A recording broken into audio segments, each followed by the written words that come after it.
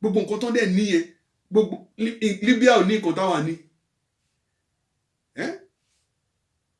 So àdèmà sọ pé ká sì remain sínú location 9 yẹn kò lè ṣeé ṣe, kò dẹ̀ lè possible.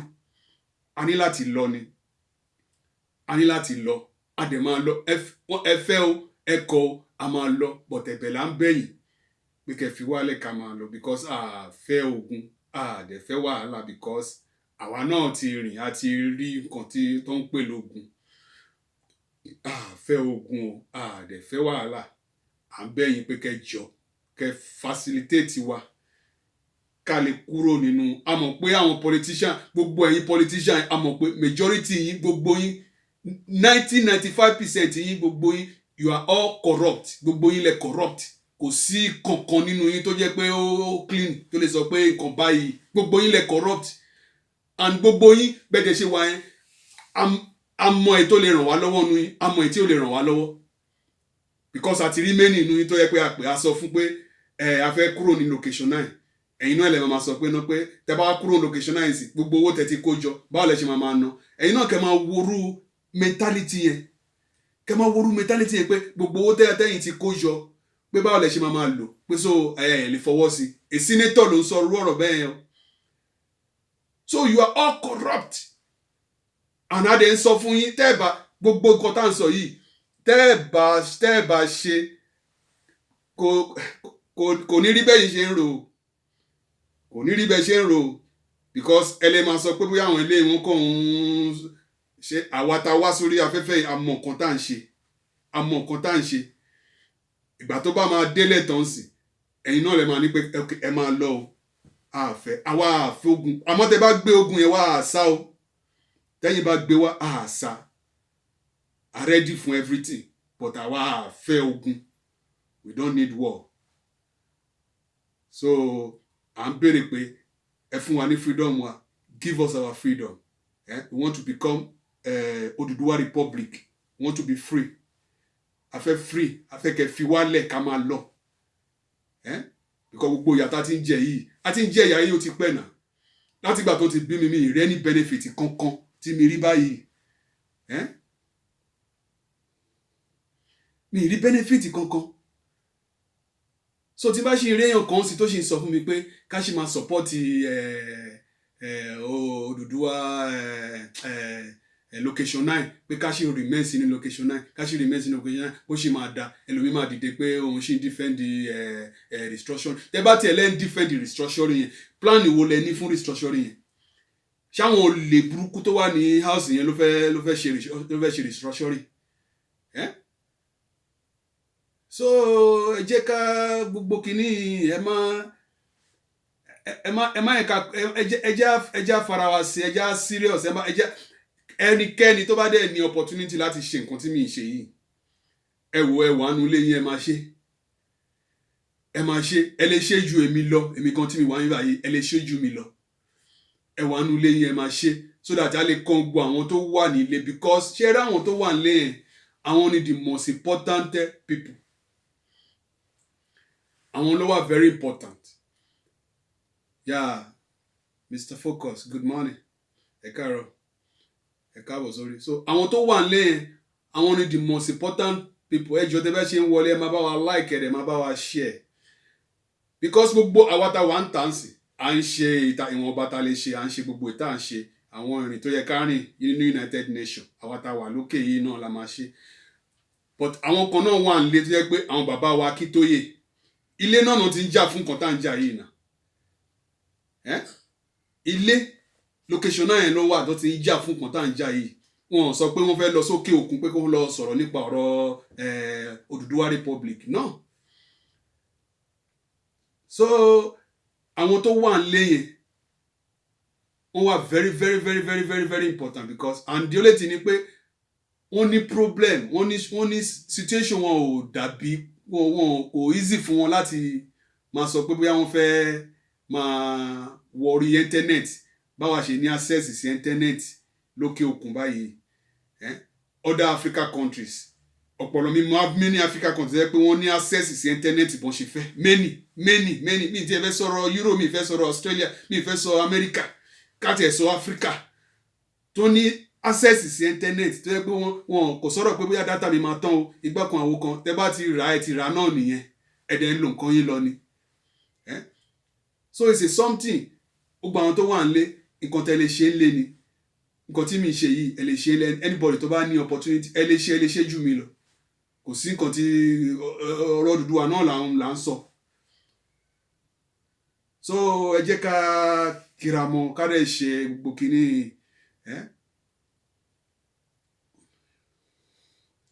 gbogbo nǹkan tá a dẹ̀ ń sọ yìí ìsìn gbogbo nǹkan ẹ fẹ́ sọ fún mi sí pé bóyá a ní owó sórílẹ̀-èdè location náà àbá láwọn èèyàn tó lè tún location náà yẹn ṣe wọ́n pọ̀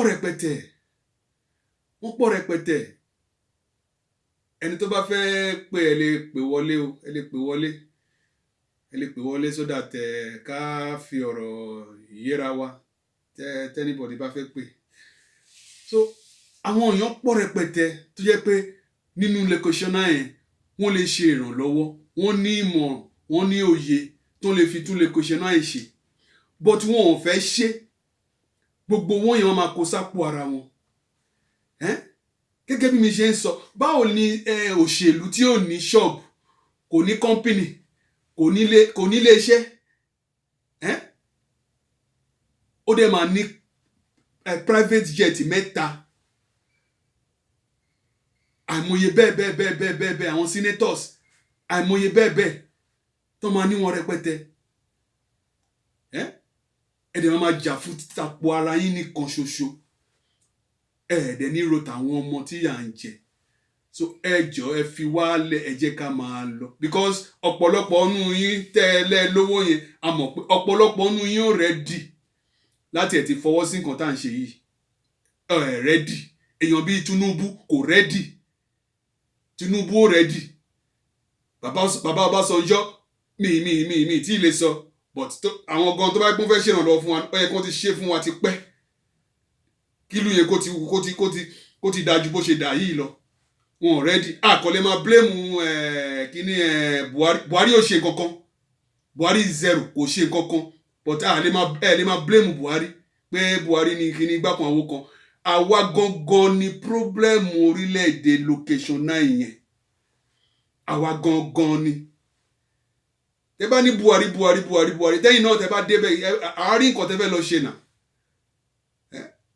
Buhari kọ́ ni problem tó wà nílẹ̀ yìí àwa ọmọ Yorùbá ni problem wà tí Buhari bá tún kúrò ńbẹ̀ lẹ́ni tó tún gbé ọmọ Yorùbá síbẹ̀ ètò àwọn tó ń sọ pé àwọn fẹ́ jẹ kínní àwọn fẹ́ jẹ gbàgbọ́n àwọn kan tó ń tiẹ̀ fight fún presidency of Nigeria tó yẹ pé the whole Africa no fight fún tó ń bá tún gbé yín débẹ̀ lè ṣe anything because kò sí nǹkan kan the system is rotty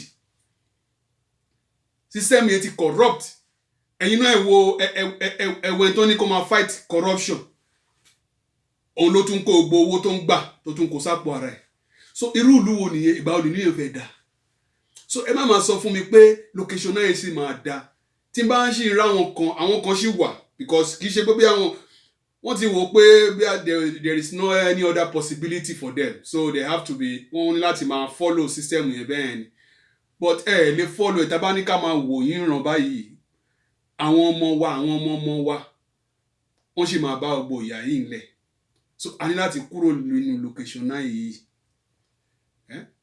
location náà yẹn a ní láti kúrò ńbẹ̀ báwo làwọn èèyàn bíi only 50 nìkan ló kàn di gbogbo owó location náà mú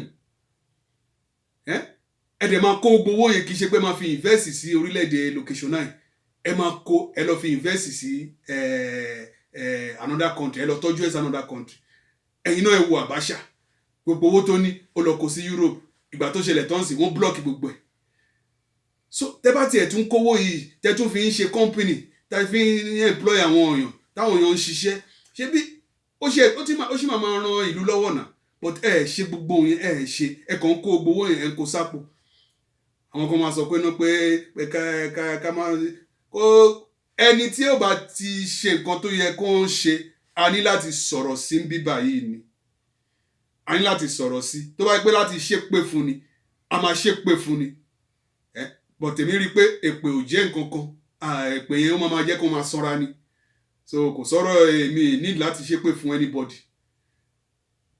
so mi lè ṣe sọ fún àwọn ọ̀dọ́ tó wà nílé yẹn àwọn tó wà ní location 9 àwọn ló ní nǹkan ọ̀pọ̀lọpọ̀ láti bá wa ṣe. They are the most important people because àwọn lọ́balọ́ba wa ń sìn ọba mélòó lẹ ti rí ń sìn tó ti dìde tó ti jáde tó sọ pé òun wà pẹ̀lú Odùduwà àbó kó tiẹ̀ sọ̀rọ̀ nípa ọ̀rọ̀ Odùduwà ọba mélòó kò sí ọba kankan because ìjọba náà ló fi wọ́n síbẹ̀. They are politicians gbogbo wọn politics náà ń ṣe. Èèyàn kan máa sọ mí pé ẹjá máa bọ̀wọ̀ fún ọba ẹjá máa bọ̀ ṣé kílẹ̀ ṣé ọba tá ti mọ̀ pé léyìí ó lè ṣèrànlọ́wọ́ fún wa a ní láti bọ̀wọ̀ fún àwọn ọ̀dọ́ tó wà lórílẹ̀‐èdè location náà wọ́n ní láti lọ sílé wọn a ní kẹ́ lọ nà wọ́n o ẹ lọ protest ẹ lọ bá wọn sọ̀rọ̀ pé a fẹ́ dúró sí location náà mọ̀ ẹ fi wálẹ̀ jẹ́ ká máa lọ. Yeah, Shoes, good morning, you are welcome. How are you doing? Please ẹjọ where you enter please try to write the place you are so that I can Facebook will know wherever you are calling from or wherever you are assisting us. So anywhere tẹ́ bá ti ń wò wá ẹjọ ẹ máa bá wa kọ sí tó bá jẹ́ láti Nigeria ni ẹ kọ sí pé you are watching from Nigeria, you are watching from London, you are watching from Europe.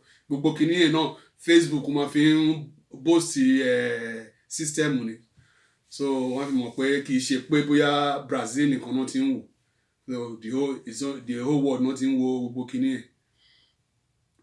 So àwọn lọ́balọ́ba tí ó wúlò fún wa a nídìí pé bóyá kò sí nǹkan táwọn lọ́balọ́ba kan lè ṣe kò sí nǹkan táwọn lọ́balọ́ba kan lè ṣe lórí ọ̀rọ̀ location 9 lórí Odùduwà nation.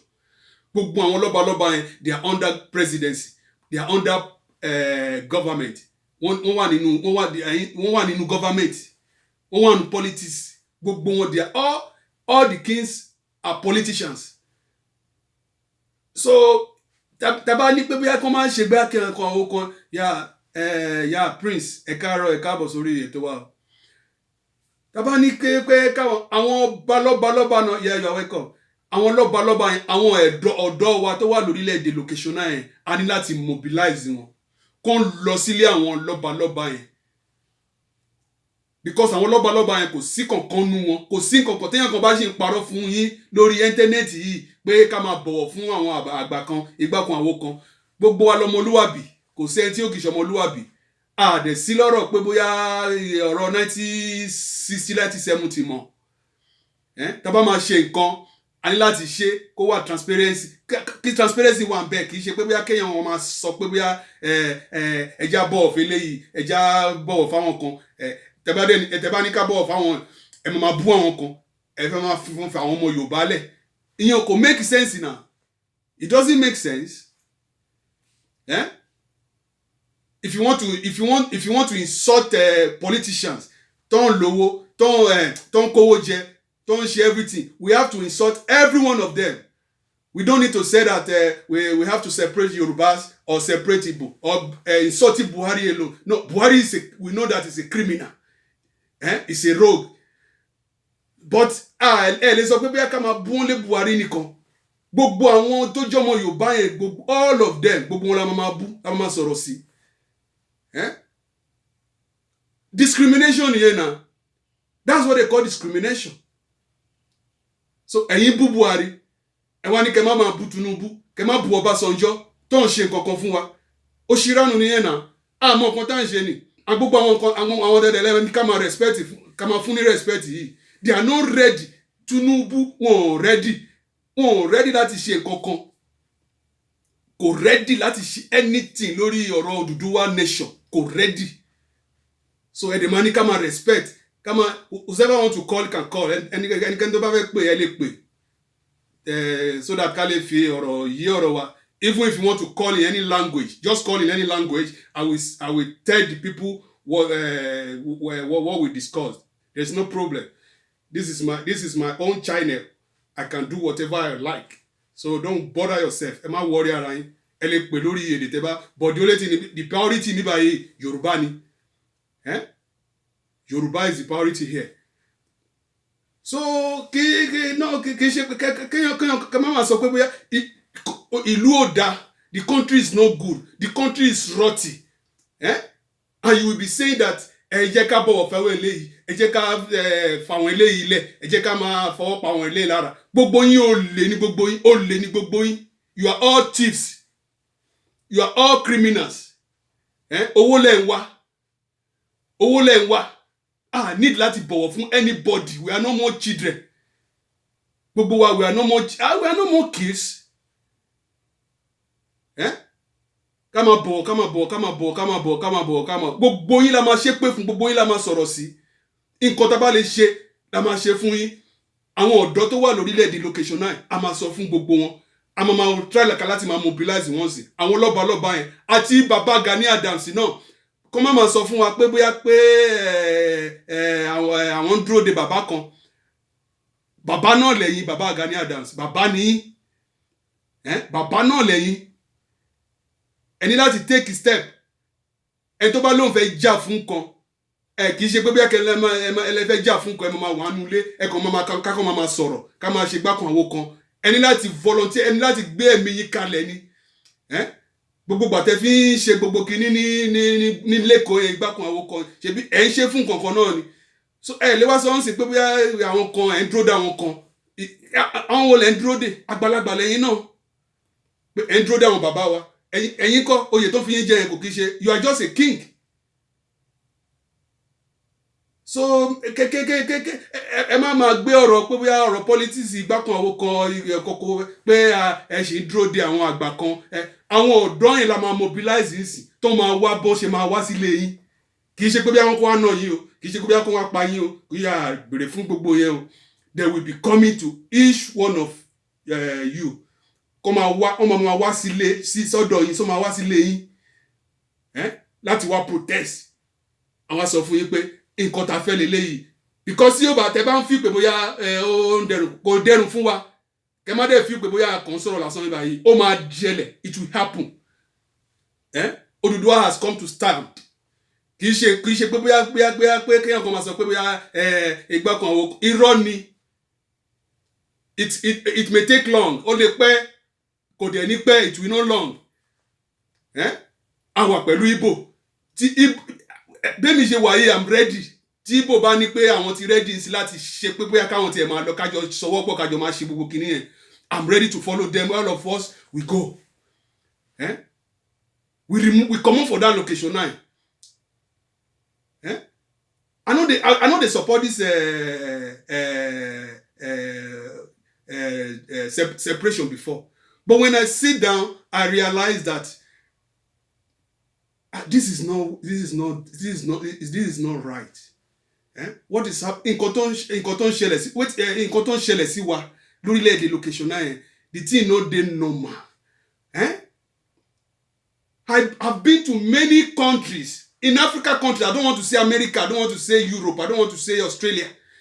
Many countries in Africa, they don't even watch Nigeria. Let's just say 5%. They are just 5% of Nigeria.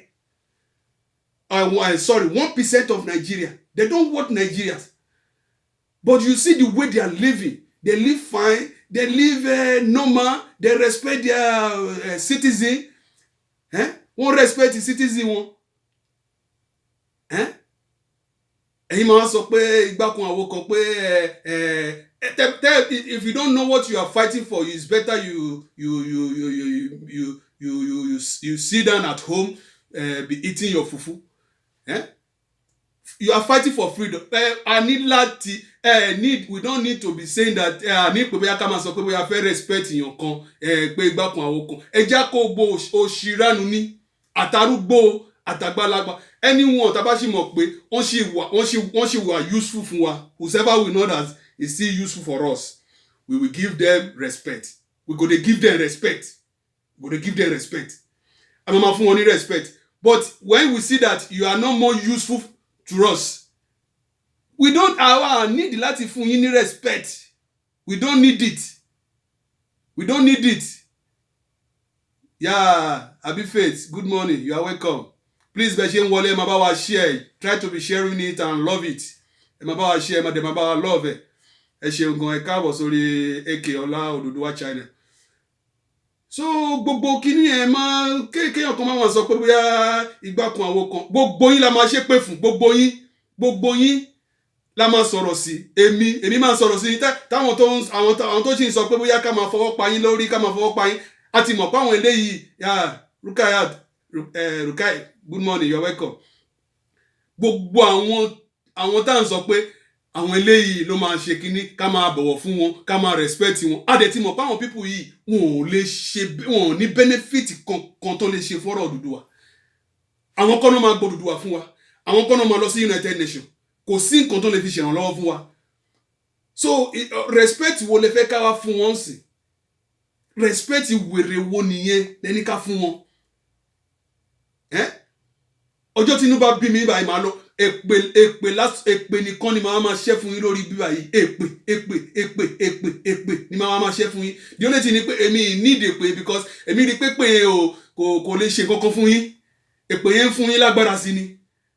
So need pé bóyá ká máa sọ pé bóyá a ní láti respect àwọn eléyìí, ká respect àwọn eléyìí. Ayé respect ò ní da. Sí láyé 1960 mọ́, sí láyé 1970 mọ́. Yeah, I'm okay, Bello. Good morning. You're welcome. Sí láyé 1960, like 1970 mọ́. 2020 la wà ń sìn. Táwọn ọmọ kéékèèké, ọmọ 8 months tó ti ń di kọ̀ǹpútà, ó ti ń di cellular mú, ó ti ń manipulate cellular. Ẹ máa ní ká máa respect àwọn àgbàlagbà tó yẹ pé àrípá àwọn ilé wọn ò lè wúlò fún wa. Ẹni tí ó bá lè wúlò fún wa, you are all welcome. Ẹ jọ̀ọ́ tí bá ṣe ń wọlé, ẹ máa bá wa like ẹ dẹ̀ máa bá wa love ẹ. Ẹni tí ó bá ti lè wúlò fún wa, a ní láti ṣépè fún wọn. A ní láti ṣépè fún wọn. A ní láti sọ̀rọ̀ fún wọn. Yeah. Lizette, bonjour. Good morning. A ní láti ṣépè fún wọn. Sọ̀rọ̀ sí wọn because wọn ò lè wúlò fún wa. Kò sí nǹkan tó lè fi wúlò fún wa. Kò sí. Èèyàn bíi bàbá Tinubu. Mi dẹ̀ ṣe pé wọ́n bàbá gan bàbá. Mi ní láti máa pè wọ́n bàbá Tinubu because that man wọn ò lè ṣe anything. Kò lè ṣe any help. Ọ̀nkankan ti ń sọ. Tẹ́ bá rí bó ṣe ń ṣe gan ẹtì kò hide. Kò lè ṣe any help. So anybody tó bá wà pẹ̀lú wa tó bá ṣe sọ pé ẹja falẹ̀ ìmọ̀ra, ẹja fẹlẹ̀ ìmọ̀ra, ẹja fọwọ́ palẹ̀ òṣìrànù lẹ́ṣin ṣe. You are still doing rubbish. Gbogbo yẹn ṣì ń ṣe rubbish. Bóyá bẹ́ẹ̀ ṣe máa fẹ́ àwọn ọmọ Odùduwà gba owó, tẹ máa fi kówó jẹ, tẹ máa fi bèrè pé bóyá ẹ fún wa lówó, ẹ fún wa nígbà kan àwọn kan, ẹ fún wa léléyìí, ẹ fún wa léléyìí. Sí láyé 1960 mọ́. Sí láyé 1960. Tẹ bá dẹ̀ máa sọ, ẹ máa mú àwọn tẹ máa sọ fún. But àwa máa sọ bíbà yìí. Àwọn tó ń pa irọ́ yẹn, a máa sọ fún wọn pé irọ́ lẹ̀ ń pa. Àmọ́ àwọn èèyàn tó ń ṣiṣẹ́ náà. Àmọ́ àwọn èèyàn tó ń ṣe, mímọ̀ àwọn èèyàn tó yẹ pé wọ́n fight tó wà nù wọn láti jà fún irú àwọn èèyàn bíi Máyégún. He's fighting.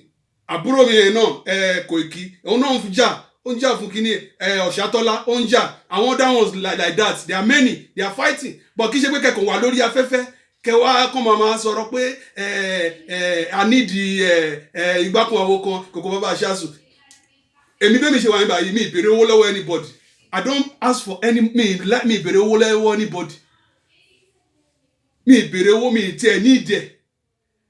Mi ń jà fún òmìnira Odùduwà ni. I'm fighting for Odùduwà freedom.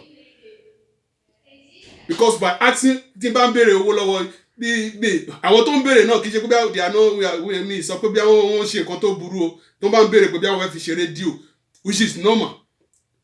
Wọ́n fẹ́ fi ṣe rédíò, ó normal. Ẹni tó bá ní kó fún wọn. Bọ̀ pé bóyá káwọn kan ṣú máa bèrè ọ̀rọ̀ pé bóyá ọ̀rọ̀ charity àwọn ìgbákun àwo kan Koko Baba Aṣáṣù, ó lè ní gbogbo wọn. Àwọn tó ń bèrè charity yẹn, ó lè ní wọn. They are all thieves, they are all criminals. Kí ló kan charity pẹ̀lú Odùduwà Republic? Kí ló kan NGO pẹ̀lú Odùduwà Republic? Ẹlẹ́fẹ̀ ṣe charity, you want to have wetin una kí lẹ ń pè ní charity?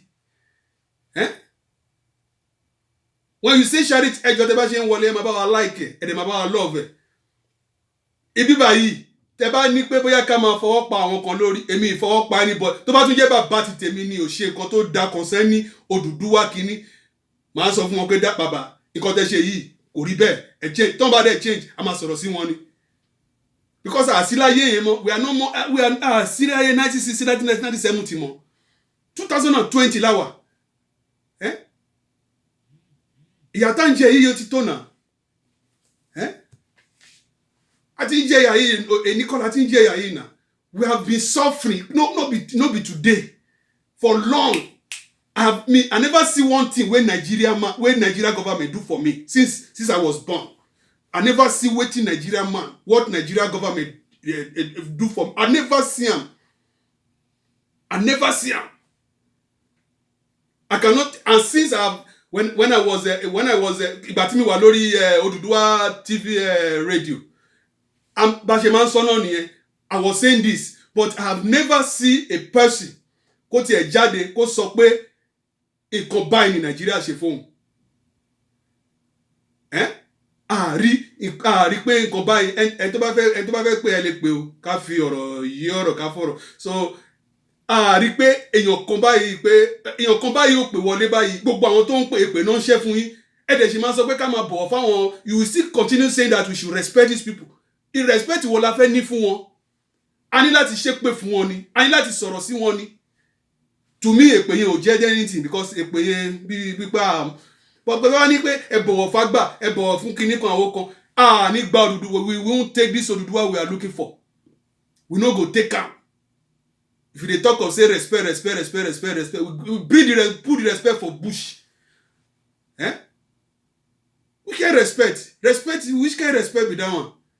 Ẹja bọ̀wọ̀ fágbà ẹja tantana ọ̀kan lé ebi bàbá mi kọ́ mi dáadáa bàbá ti tèmi ó kọ́ mi dáadáa wọ́n fún mi ní ẹ̀kọ́ dáadáa ẹ̀kọ́ tó dájú tó kò kí ṣe kò sẹ́ni tó ń kọ́ so tí ẹnìkan máa ń sọ mi pé ẹja bọ̀wọ̀ fún àgbà ẹja ẹni tí tẹ́ ẹ kí n bọ̀ fún máa bọ̀ fún wọn dáadáa a bọ̀ fún irú bàbá wa kí tó yẹn sì owó ní ilé fún bàbá yẹn tí n bá wà lórí bíbá yìí bàbá yẹn ló ń fún mi ní inspiration láti máa ṣe nǹkan tí mi ṣe yìí. Na that Akintoye dey give me that inspiration wey I dey do. Bàbá yẹn ló fún mi inspiration tí mi ṣe yìí. So mi ní all respect fún bàbá yẹn. Pẹ̀lú other ones tó wà ní àwọn bíi Kọ́lá tó ń ṣe àwọn gbogbo àwọn yẹn la máa respect wọn náà. But àwọn èèyàn yàtọ̀ tí mo pé ó lè làwọn eléyìí ẹ máa ní ká máa respect ayé ò lè ò ní dáa. Gbogbo nǹkan tẹ́ àwọn míì wà lórí afẹ́fẹ́ jẹ́ kí n sọ nǹkan fún yín àwọn míì wà lórí afẹ́fẹ́ yìí wọn ò mọ nǹkan tó ń jà fún wọn kàn wà lórí afẹ́fẹ́ kọ́kọ́ wà kó wọn máa sọ̀rọ̀ ni wọn ò mọ nǹkan tó ń jà fún because tẹ́ bá mọ nǹkan tẹ́ ń jà fún ó máa láwọn nǹkan tẹ́ máa sọ fáwọn èèyàn ẹ lè máa sọ fún mi pé kẹ́nu ẹ má bú eléyìí insult this. Don't insult this. That one could make sense. Kò mọ́pọlọ wá. So tá bá ti ń sọ̀rọ̀ sí everybody. If na Igbo man we dey talk to, ká máa sọ̀rọ̀ sí Igbo man. If na Yoruba man o, we sọ̀rọ̀ sí. If na tó bá jẹ́ kíní ọmọ Hausa ni o, à sọ̀rọ̀ sí, à ṣépè fún wọn. But kì í ṣe pé ká máa sọ pé no, ẹja bọ̀wọ̀ fún eléyìí. Buhari tẹ́ ń bú yẹn nǹkan tẹ́mi ń sọ. That Buhari wey una dey insult. Which one of them? Which one of the Yoruba politician wey senior am? But una go dey say make we dey emani kama respect àwọn kan, kama respect àwọn gbogbo wọn àti Buhari o, àti Tinubu o, àti anybody o tí ó wúlò gbogbo wọn la máa sọ̀rọ̀ sí. Gbogbo wọn la máa sọ̀rọ̀ sí. Ní ìdìbò ká máa fi ọwọ́ ra wọn lára. Nílárí báwo ni èwo lè wò káàbọ̀ sórí AK Ọlá Odùduwà channel so gbogbo wọn la máa sọ̀rọ̀ sí ìlú ọ̀pọ̀lọpọ̀ àwọn ọmọ Nàìjíríà ló wà ń ta tó ń fẹ́ padà sílé èmi bẹ́ẹ̀ mi ṣe wà yìí I wish to go back home pé kí n máa gbélé kí lọ máa gbélé kí n máa tiẹ̀ but ṣé ilé yẹn lèmi fẹ́ lọ máa gbé sí ilé tó yẹ pé kò sí kankan Mr. Yorùbá ẹ káàbọ̀ ẹjọ́ bẹ́ẹ̀ tẹ́ bá ṣe ń wọlé ẹ máa bá wa share ẹ máa bá wa like ẹ máa love ẹ náà ẹ máa love ẹ máa bá wa share. We don't many people want to go back home. I personally èmi fẹ́ lọlé mi fẹ́ padà lọ sílé. Rukayat, good morning. Báwo ni, you are welcome. Mi fẹ́ padà lọ sílé ẹjọ́ tẹ́ bá ṣe ń wọlé ẹ máa bá wa like ẹ máa bá wa love ẹ. Mi fẹ́ padà lọ sílé. But ẹ máa sọ̀rọ̀ fún wa pé ẹjá bọ̀ fáwọn eléyìí ẹjá fáwọn eléyìí ilẹ̀ gbogbo wa lọ́mọ Yorùbá kò sẹ́ni tí ó kì í ṣọmọ Yorùbá ẹni tọ́wọ́ bá tọ́ fún a máa fún lọ́wọ́ ẹni tí tọ́wọ́ bá tọ́ fún a sọ̀rọ̀ sí ẹ lè ní pé ká máa sọ̀rọ̀ sí àwọn kan ká fáwọn kan lẹ̀ that is nonsense. Gbogbo nǹkan tẹ́ ń ṣe yẹn ẹ ń ṣe fún interest ara yín ni bí pé àṣẹ àti ìmọ̀ nǹkan tá à ń ṣe ni. Freedom fighter ò lè sọ ọdún kan bẹ́ẹ̀ yẹn ẹni tó bá ń jà fún òmìnira ò lè máa sọ ọdún kan bẹ́ẹ̀ yẹn tábà tẹ̀ láà ní ọgbọ́n pé ọgbọ́n la fẹ́ fi ṣe ọgbọ́n la fẹ́ fi kò eléyìí ọgbọ́n la máa fi ṣe bọ̀ pé ọ̀rọ̀ pé respect yẹn ẹja gbèsègbè kan tábà sì ń fi ọ̀rọ̀ respect yẹn sí a lè lọ síbi kankan ẹjọ́ ẹ bá ti ń wọlé ẹ máa bá wa like ẹ dẹ̀ máa love ẹ má dẹ̀ gbàgbé pa wà ní orí YouTube náà ẹ love kẹ click ẹ subscribe kẹ subscribe yẹn so you don't need you go to YouTube you don't need to pay 1 penny you just click subscribe and you click the bell so kíni subscribe yẹn tẹ máa subscribe yẹn láti fi gbé iṣẹ́ Odùduwà lárugẹ náà ni because tí YouTube bá ti rí báwọn ọ̀pọ̀lọpọ̀ àwọn èèyàn ń wo program kan ọ̀nà wọn máa gbé sórí afẹ́fẹ́ so ẹjọ́ Instagram náà wà ń bẹ̀ so kéèyàn kan máa sọ pé bóyá igbákun àwo kan kò bá aṣá sùn ẹlòmíràn máa sọ̀rọ̀ lórí tani ò ní ìdòwò we all need money èmi gan ní ìdòwò ju gbogbo yín lọ mi ní ìdòwò ju gbogbo everybody yín lọ but ẹ lè máa sọ pé bóyá igbákun àwo kan ẹjá ṣe léyìí kí ló kan charity pẹ̀lú Odùduwà Republic kí ló kan charity pẹ̀lú Odùduwà Republic kí ló kan charity agbọ́n àwọn tó ń béèrè owó fún ọ̀rọ̀ rédíò normal thing ni because wọ́n fẹ́ fi ran ẹgbẹ́ Odùduwà lọ́wọ́ ni normal thing ni ẹni tó bá ní owó kó fún wọn because rédíò yìí wà very very important ọ̀pọ̀lọpọ̀ èèyàn ni ò ní access láti bá wa sọ̀rọ̀ lórí internet ní báyìí they don't have access to wọn ò ní access láti bá wa sọ̀rọ̀ lórí internet because wọn ò ní data wọn ò everything anything but tó ń bá ti ní rédíò rédíò ní di internet a kàn fi battery sí ni a máa gbọ́ so ìdí ni anybody tó bá ti ń béèrè owó fún rédíò tó jẹ́ rédíò ẹ máa fún mi lè ní kẹ́ máa fún ẹ fún àmọ́ pé kó máa béèrè pé kíní ẹ máa fẹ́ register ilé sí under kíní kan a fẹ́ register ilé sí under charity a fẹ́ ẹ wọ ẹjẹ́ ń sọ nǹkan fún yín ṣe rí nǹkan tó ń sọ pé wọ́n fẹ́ register